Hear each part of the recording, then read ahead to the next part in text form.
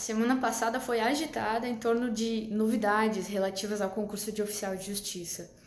Houve vazamento de informação e é com base nisso que eu vim aqui gravar esse vídeo, com o que todo mundo está falando aí, os cursinhos estão falando, e eu fui atrás, pesquisei, e então trago essas informações aqui, que não são informações especiais que eu obtive por ser oficial de justiça e ter acesso a alguma coisa, não.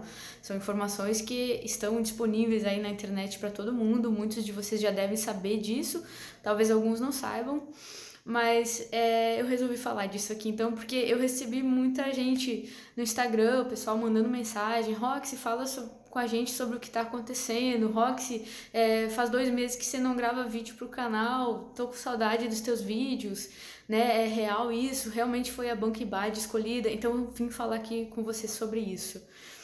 Gente, tem um processo administrativo andando para a escolha da banca e foram apresentadas propostas de preço. E as bancas que ofereceram foram estas, ó: IBAD, AOSP, INCAB, FGV, FAURGS e CESP, SEBRASP. E a IBAD foi a que ofereceu o melhor preço.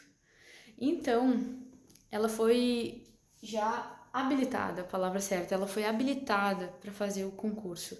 Só que ainda falta assinar o contrato com o TJ. Então, sei lá, 90% ou mais provável que essa seja a banca do concurso no cenário que a gente está atualmente. Mas ainda não está confirmado. Pode sim acontecer disso aqui não dar certo e acabar mudando a banca depois. Mas a princípio, se tudo correr conforme as coisas estão se encaminhando, é para ser a IBAD sim a banca do concurso de vocês. E basicamente o que a gente tem de mais importante de informações é isso aqui que eu anotei no quadro, tá? Ó, a IBAD foi habilitada como banca por ter oferecido o menor preço, que salvo engano foi R$ 28 por inscrição. Muito baixo. E isso até pode ser objeto de recurso aí, de impugnação das outras bancas. Não sei como é que vai ficar.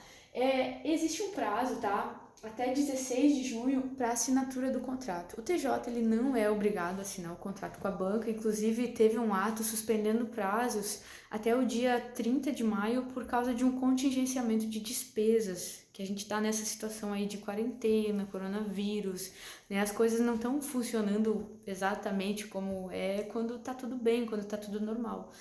Então, eu não sei se essa suspensão, por exemplo, pode ampliar esse prazo ou não, ou se isso é um prazo estanque.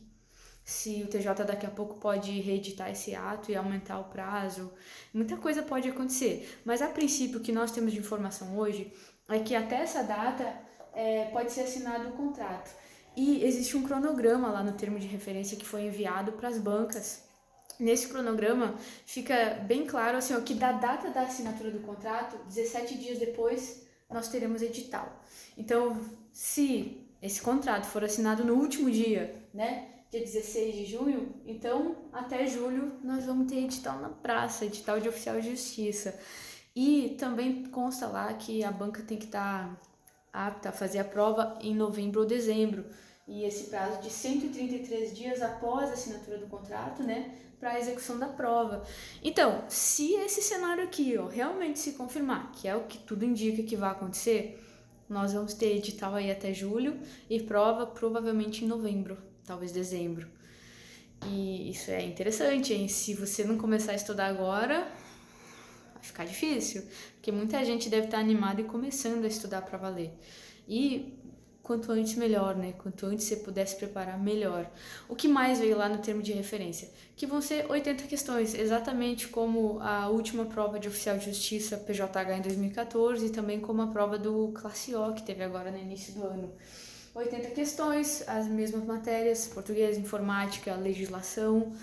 E provavelmente aqui se repita, tá? 30 questões português, 10 informática e 40 de lei, de legislação. Provavelmente seja isso, tá? Isso não tá lá no termo de referência, a quantidade de questões por matéria. Além disso, né, não vai ter redação, provavelmente não cai o regimento interno, todo mundo aposta nisso, porque não é algo que o oficial de justiça de primeiro grau, que é o PJH, precise no dia a dia para realizar o trabalho dele. Caiu sim no Classe O, porque o Classe O trabalha no segundo grau, então eu aposto que não venha regimento interno. E olha só que interessante, gente. Apesar de só terem sido autorizadas 24 vagas e que provavelmente o edital venha trazendo só essas 24 vagas, nós temos cerca de 400 cargos vagos atualmente de oficial de justiça. E isso é um número muito alto. Não significa que o TJ vá nomear 400 pessoas. Até porque tudo depende do cenário político, da economia e de muitas outras coisas. Mas eu acredito, sim, sinceramente, que dentro dos 4 anos de vigência do concurso deva chamar mais de 200 candidatos. Isso é aposta minha, eu simplesmente acredito nisso, acho que sim, que pode acontecer. E é uma baita oportunidade para quem quer ser oficial de justiça aí. Outra coisa importante é que continua sendo nível médio. Nada mudou por enquanto, toda aquela intenção do tribunal de mudar, nada está concreto até hoje. A princípio continua sendo, sim, ensino médio. Sobre a banca IBAD, gente, como estudar para essa banca? Né? O que eu descobri até agora? Que é uma banca clássica comum, ela não é uma banca grande, tá? Só fez concursos de prefeituras, de polícia militar, ela não fez concursos aqui no Sul ainda. E em tese, tá? Em tese, é uma banca clássica, uma banca fácil, estilo FAURGS, estilo Fundatec, assim, que cobra letra de lei, banca legalista. Talvez alguma historinha, mas nada muito elaborado, sem jurisprudência. Ela não é parecida com a FGV, com a CESP, bancas mais complicadas. Ela é uma banca simples, que se você estudar, entender a lei, estudar para valer, fazer bastante questão, provavelmente você consiga acertar ali sem muito aprofundamento.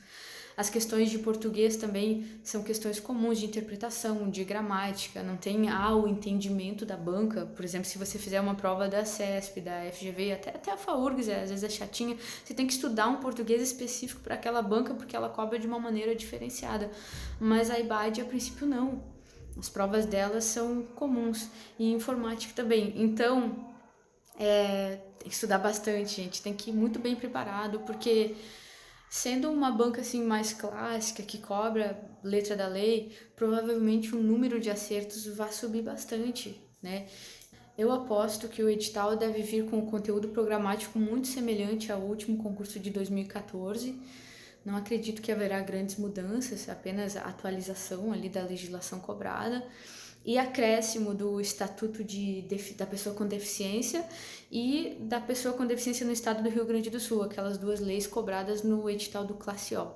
Uma outra questão importante é que as eleições municipais, elas não interferem no andamento do concurso. Ele pode sair sim, pode ter a prova em novembro, independente de quando vai ser as eleições municipais, tá? E eu acho que é isso. Essas são as informações mais importantes que saíram na semana passada. Só lembrando a vocês que pode ser que todo esse cenário aqui se confirme e que venha exatamente assim como eu tô falando aqui no vídeo, ou pode ser que isso não dê certo, que por algum motivo o tribunal não assine o contrato com a banca e algo aconteça aí que não feche esse cronograma de edital em julho, de prova em novembro ou dezembro. Mas o que tudo indica é que sim, é para isso que a gente está se encaminhando. Então, fica aqui meu incentivo para você continuar estudando e mais intensificar os estudos na medida do possível.